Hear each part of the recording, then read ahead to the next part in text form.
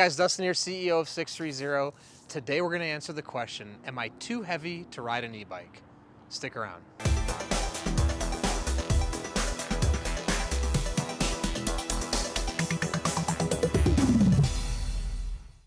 All right, so today we're going to answer the question, am I too heavy to ride an e-bike? But before I do, hit that subscribe button below. Stay in touch with us here at 630 and be the first to know about all the new content we're putting out, new products, and of course, our weekly, monthly giveaways for bikes, e-bikes, and accessories.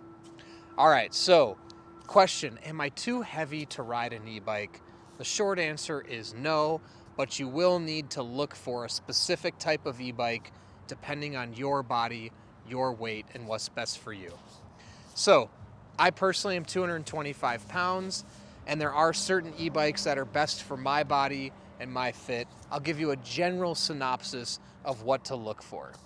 Now, I would consider, I would say it's hard because men and women are different, but there's different motor sizes. Now, along with the actual structural integrity of the frame and the materials the bike have made out of, that's one important thing to look for. So generally speaking, if you're 225 pounds and below, you could be looking at, let's say, 500 watt, or even I'd say 240 pounds and below, or even 250 pounds and below, because it really depends on the riding. So let me explain. 250 pounds and below, you could be utilizing a 500 watt or less motor size. 250 watt, depending on the type of riding you're doing, for someone 10 pounds or more going up a hill, may not provide you ample power, depending on the severity of the hill, which in that case you'd want to look for 750 watts of power. Now, an important thing to know is for street legal purposes in California, the wattage of the motor can be no more than 750 watts. Now, again, for me at 230 pounds, when I go up large hills, typically 500 watts is enough for me. Depending on the severity of the angle, I've never had an issue. However, I have towed my children with me before, which has taken the weight up to, say, 300 or 350 in some cases, and the 500 watt motor does struggle a little bit with that 300 pound weight limit going up hills. Now on flat ground, it's totally fine. So if you're going to be doing mostly flat ground, I can say confidently that a 500 watt motor would really be enough to power riders up to 350 pounds. But anytime you add some incline into it, it's going to put more torque on that motor. So if you're going to do a lot of incline riding and you're 250 and above, 750 watts is definitely something for you to take a look at. And if you're 350 pounds and above, 750 watts, I would say is almost a no-brainer if you have any hills in the ride at all. But it also comes back to how fast you want to go.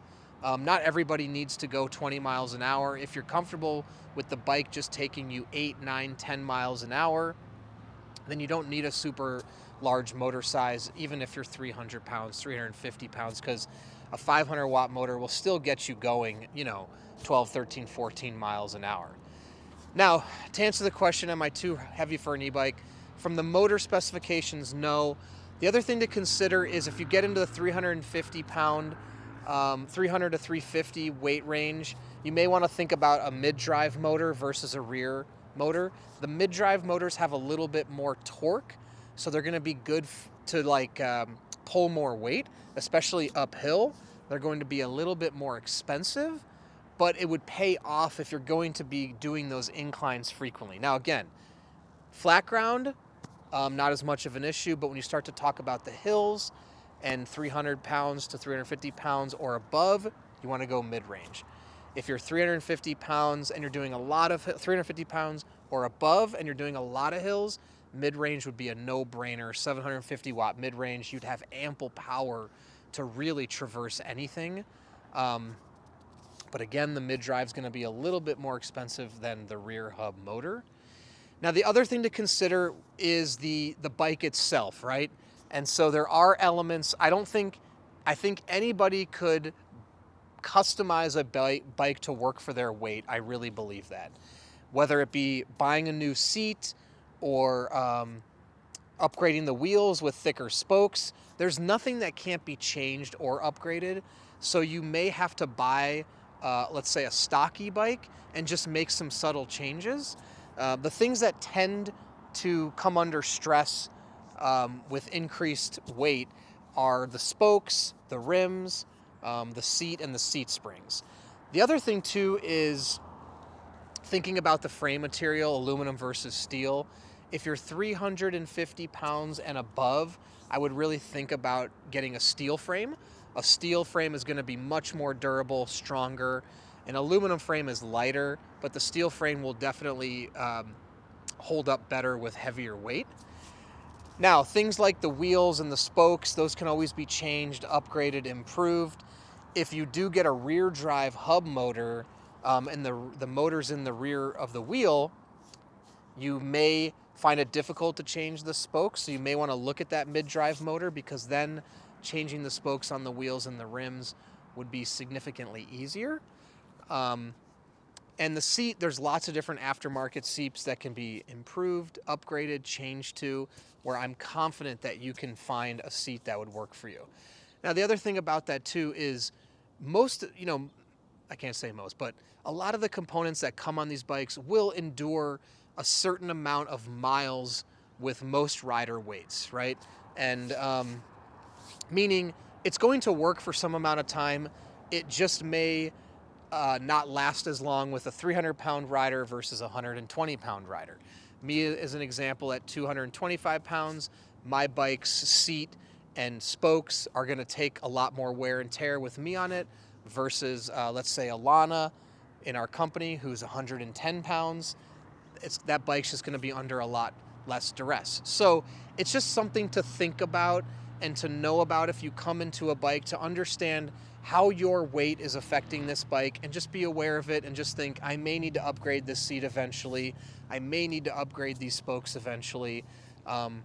Everybody has to make those upgrades at some point over some length of time, depending on how many miles you log. So you just have to pay attention to your bike, see what needs to be changed. Now, the beauty of 630 bikes in particular is lots of things can be changed very easily, including the seat. The same is true for lots of other e-bike brands out there as well.